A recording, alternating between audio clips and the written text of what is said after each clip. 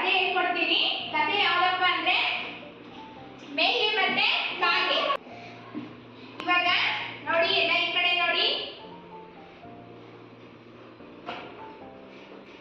ಈ flash card ಅಲ್ಲಿ ಏನ್ ಕಾಣಿಸ್ತಾ ಇದೆ? ಮೇಕೆ. ಮೇಕೆ ಸಾಕು ಪ್ರಾಣಿನ ಕಾಡು ಪ್ರಾಣಿನ? ಎಲ್ಲರೂ ಸಾಕ್ತಾರೆ ಅಲ್ವಾ ಮೇಕೆನ? ಈ ಮೇಕೆ ಏನ್ ಮಾಡ್ಬಿಡುತ್ತೆ ಪಾಪ, ಕೆಸರಿನ ಮಡುವಿನಲ್ಲಿ ಸಿಗಾಕೊಂಡ್ಬಿಟ್ಟಿದೆ.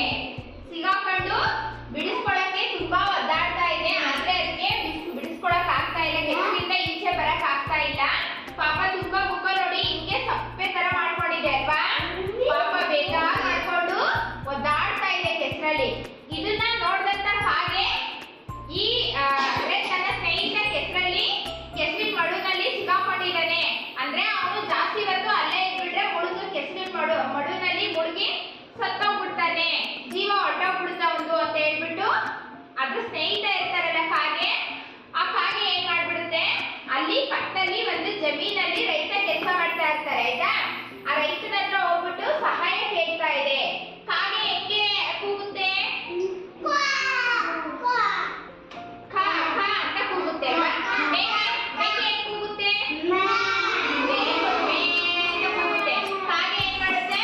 ಖಾ ಖಾ ಅಂತ ಜೋರಾಗಿ ಹೋಗ್ಬಿಟ್ಟು ನೋಡಿ ಕೂಗ್ತಾ ಇದೆ, ನೋಡಿ ಕೂಗ್ತಾ ಇದೆ, ಕಾಣಿಸ್ತಾ ಇದೆಯಲ್ಲ? ಹೋಗ್ಬಿಟ್ಟು ರೈತನ ಹತ್ರ ಜೋರಾಗಿ ಕೂಗಿ ಕೂಗಿ ಹೇಳ್ತಾ ಇದೆ. ಅಂದ್ರೆ ರೈತನಿಗೆ ಆ ಭಾಷೆ ಅರ್ಥ ಆಗ್ತಾ ಇಲ್ಲ. ಆದ್ರೆ ಕಾಗೆ ಇಷ್ಟು ನನ್ ಮುಂದೆನೆ ಬಂದು ಇಷ್ಟು ಕೂಗ್ತಾ ಇದೆಯಲ್ಲ, ಏನಿರ್ಬೋದು, ಅದಕ್ಕೆ ಏನು ಸಮಸ್ಯೆ ಆಗಿದೆ ಅಂತ ಹೇಳಿ ರೈತ ಆ ಕಾಗೆ ಜೊತೆ ಹೋಗ್ಬಿಟ್ಟು ನೋಡ್ತಾನೆ ಆಯ್ತಾ. ನೋಡಿ, ಈ ಫ್ಲಾಶ್ ಕಾರ್ಡ್ ಅಲ್ಲಿ ಏನ್ ಕಾಣಿಸ್ತಾ ಇದೆ ನಿಮ್ಗೆ? Very good. ರೈತ ಮೇಕೆನ ಎತ್ತುತ್ತಾ ಇದ್ದಾನೆ ಅಲ್ವಾ? ಈ ಕಡೆ ಎಳಿತಾ ಇದ್ದಾನೆ. ಅವನ್ಗೆ ಓ ಕಾಗೆ ಬಂದು ಏನಕ್ಕೆ ನಮ್ಮ ಜೊತೆ ಇಷ್ಟೊಂದು ನಮ್ಮ ಮುಂದೆ ಬಂದ್ಬಿಟ್ಟು ಕೂಗ್ತಲ್ಲ, ಏನಕ್ಕೆ ಇಷ್ಟೊಂದು ಅದು ಕೂಗ್ಕೊಳ್ತಾ ಇತ್ತು, ಅದಕ್ಕೆ ಏನ್ ಸಮಸ್ಯೆ ಆಗಿತ್ತು ಅಂತ ಹಿಂದೆ ಹೋದ್ನಲ್ವಾ? ಅವಾಗ ಅವನ್ಗೆ ಮೇಕೆ ಕೆಸರಿನ ಮಡುವಿನಲ್ಲಿ ಬಿದ್ದಿರೋದು, ಸಿಗಾಕೊಂಡಿರೋದು ಕಾಣಿಸುತ್ತೆ. ಅವಾಗ ಹೋಗ್ಬಿಟ್ಟು ರೈತ ಮೇಕೆಗೆ ಸಹಾಯ ಮಾಡಿ ಈ ಕಡೆ ಎಳಿತಾ ಇದ್ದಾನೆ ಅಲ್ವಾ? ಎರಡು ಈ ಕಡೆ ಬಂದ್ಮೇಲೆ ಮೇಕೆ ಜೀವ ಉಳಿಯಿತು ಅಲ್ವಾ? ಮೇಕೆನ ರೈತ ರಕ್ಷಣೆ ಮಾಡ್ದ. ಅವಾಗ ಮೇಕೆ ಮತ್ತೆ ಕಾಗೆ ಏನ್ ಮಾಡ್ತಾ ಇದ್ದಾವೆ? ರೈತನಿಗೆ ವೆರಿ ಗುಡ್, ಧನ್ಯವಾದ ಹೇಳ್ತಾ ಇದ್ದಾವೆ ಆಯ್ತಾ. ನನ್ ಜೀವ ಮತ್ತೆ ಆ ಮೇಕೆ ನನ್ ಜೀವ ಉಳಿಸುತ್ತೆ ಅಂತ, ನನ್ ಸ್ನೇಹಿತರ ಜೀವ ಕಾಪಾಡಿ ಅಂತ ಹೇಳಿ, ಸ್ನೇಹಿತರ ಜೀವ ಉಳಿಸಿ ಅಂತ ಎರಡೂನು ಪಾಪ ರೈತನಿಗೆ ಧನ್ಯವಾದ ಸಲ್ಲಿಸ್ತಾ ಇದ್ದಾವೆ ಆಯ್ತಾ. ಈ ಕಥೆಯಿಂದ ನಿಮ್ಗೆ ಏನ್ ಅರ್ಥ ಆಯ್ತು?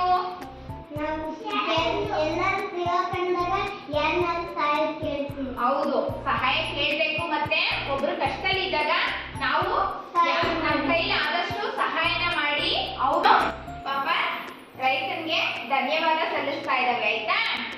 ಈ ಕಥೆಯಿಂದ ನಿಮ್ಗೆ ಏನ್ ಅರ್ಥ ಆಯ್ತು?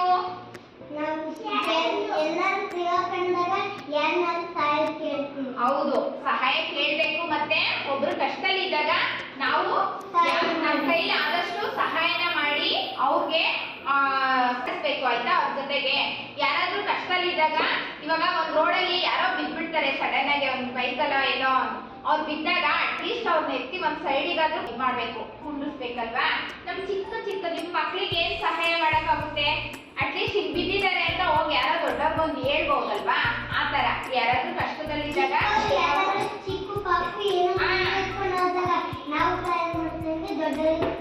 ವೆರಿ ಗುಡ್ ಆಯ್ತಾ. ನಾವು ನೋಡಿದಾಗ ಒಬ್ರು ಕಷ್ಟದಲ್ಲಿ ಇರೋದನ್ನ ನೋಡಿದಾಗ ನೋಡಿನೂ ನೋಡದೆ ಇರೋ ತರ ಬರಬಾರ್ದು.